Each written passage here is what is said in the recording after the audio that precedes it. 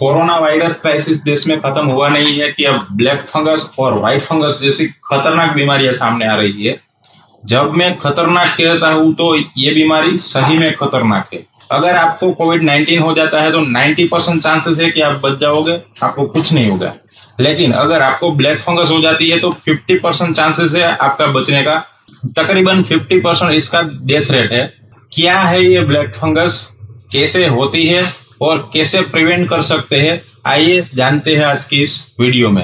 नमस्कार दोस्तों, मैं हूं संजय। चलिए शुरू करते हैं आज के इस वीडियो को। ब्लैक फंगस का फॉर्मल नेम है म्यूकोरमाइकोसिस और ये एक ऐसी बीमारी है जो म्यूकोरलेस फंगल फैमिली से होती है। मतलब कि वो फंगस जो म्यूकोरलेस फैमिली में बिलोंग करती है। इस प्रकार की फंगस ऑलमोस्ट हर जगह पे पाई जाती है, जैसे कि मिट्टी में, वनस्पति में, फ्रूट्स में, वेजिटेबल्स में, एनवायरमेंट में ये बहुत कॉमन है। ये जो बीमारी है दोस्तों ऑपर्चुनिस्टिक इन्फेक्शन की कैटेगरी में आती है।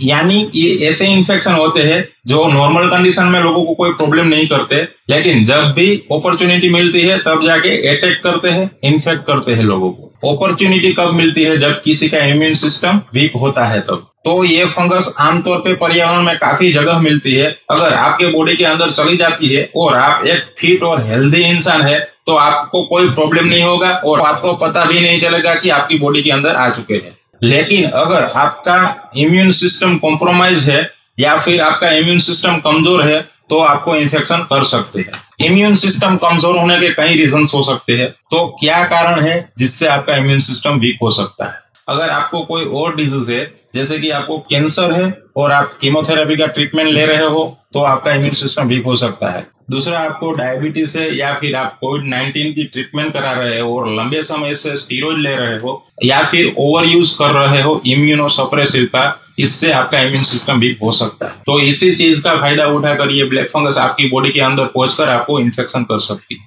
और आपकी बॉडी के अंदर पहुंचने के कई जरिए हो सकते हैं। पहला, सांस लेते वक्त हवा में इन फंगस के छोटे छोटे स्पोर होते हैं जो लंग्स में जाकर इन्फेक्शन कर सकते हैं। और दूसरा, खाना खाने से, अगर खाना खराब है या फिर उसमें फंगस लगी है। लेकिन सबसे कॉमन तरीका है हवा के जरिए सांस के थ्रू लंग्स को इन्फेक्ट कर। नोज और साइनस का जो एरिया है वो सबसे कॉमन एरिया है जहाँ पे म्यूकोरमाइकोसिस का इन्फेक्शन होता है। और जब यहाँ पे ब्लड फ्लो रिस्ट्रिक्ट होता है तो स्किन ब्लैक कलर की हो जाती है कई बार।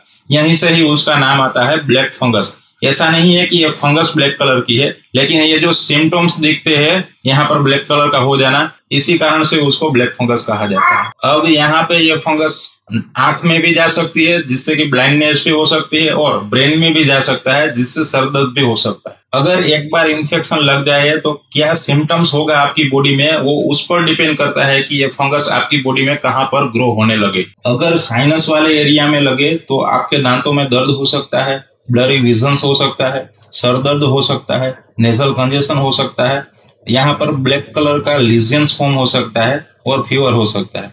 अगर आपके लंग्स में से स्प्रेड होता है तो आपको सर्दी, खांसी, चेस्ट पेन, वोमिटिंग जिसमें खून निकले, शॉर्टनेस ऑफ ब्रेथ। अगर ये स्किन पर होता है, कोई घाव है आपके स्किन पर, तो उसके अराउंड ब्लैक ब्लैक होना शुरू हो जाएगा। अगर आपके पेट के जरिए होता है तो उसे गैस्ट्रो इंटेस्टाइनल म्यूकोरमाइकोसिस कहते हैं।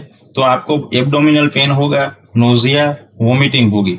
लेकिन सबसे कॉमन वही है जो सांस लेने के जरिए होता है। ज्यादा कॉन्सेंट्रेट इन्हीं पर करेंगे। ये बीमारी जिनको हो जाती है उनके लिए बहुत खतरनाक है ये। जैसा मैंने पहले बताया 50% तक डेथ रेट है उसका। अगर ये बहुत सीवियर हो जाता है तो 90% तक डेथ रेट हो सकता है। लेकिन अच्छी खबर यह है कि यह डिजीज बहुत ही रेयर है। जिनकी इम्यूनिटी वीक है उनको भी बहुत ही रेयर केस में ही होता है। अगर आप फिट और हेल्दी इंसान हो तो आपको चिंता करने की कोई बात ही नहीं है। अगर ट्रीटमेंट की बात करें तो पहला ट्रीटमेंट एंटी फंगल मेडिसिन दिया जाता है पेशेंट को और दूसरा ट्रीटमेंट सर्जरी के द्वारा जो इन्फेक्टेड टिश्यू होते हैं उनको सर्जरी करके रिमूव किया जाता है। और बाकी जो डायबिटीज के पेशेंट है उनको शुगर लेवल कंट्रोल में रखना चाहिए और स्टीरॉइड का इस्तेमाल कम कर देना चाहिए अगर बहुत जरूरी है।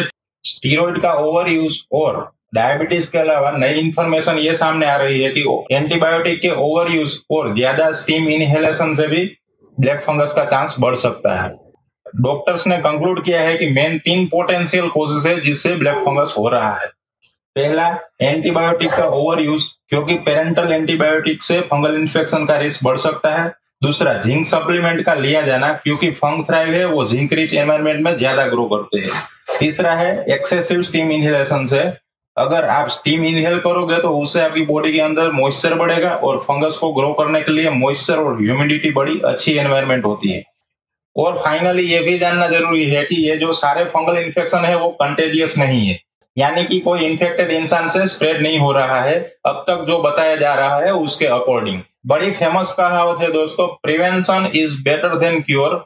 ये कहावत इस डिजीज में भी इतनी ही वैलिड है। इस डिजीज को प्रिवेंट करने के लिए ज्यादा से ज्यादा कोशिश कीजिए, अपने आसपास के एनवायरमेंटल कंडीशन को हाइजेनिक रखिए और साफ सुथरा रखिए। जरा सोचिए, आमतौर पे फंगस किस तरह के एनवायरमेंट में ज्यादा ग्रो करते हैं? जब ह्यूमिडिटी ज्यादा होती है और जब मॉइस्चर भी ज्यादा होता है और टेम्परेचर जब रूम टेम्परेचर से ज्यादा होता है, तो ऐसे सिमिलर एनवायरमेंटल कंडीशन को अवॉइड कीजिए। तो दोस्तों, ओवरऑल कहा जाए, अगर आप फिट और हेल्दी इंसान है तो आपको चिंता करने की कोई जरूरत नहीं है। उम्मीद करता हूँ हमेशा की तरह वीडियो यूजफुल लगा होगा। चलिए मिलते हैं अगले वीडियो में। बहुत बहुत धन्यवाद आपका।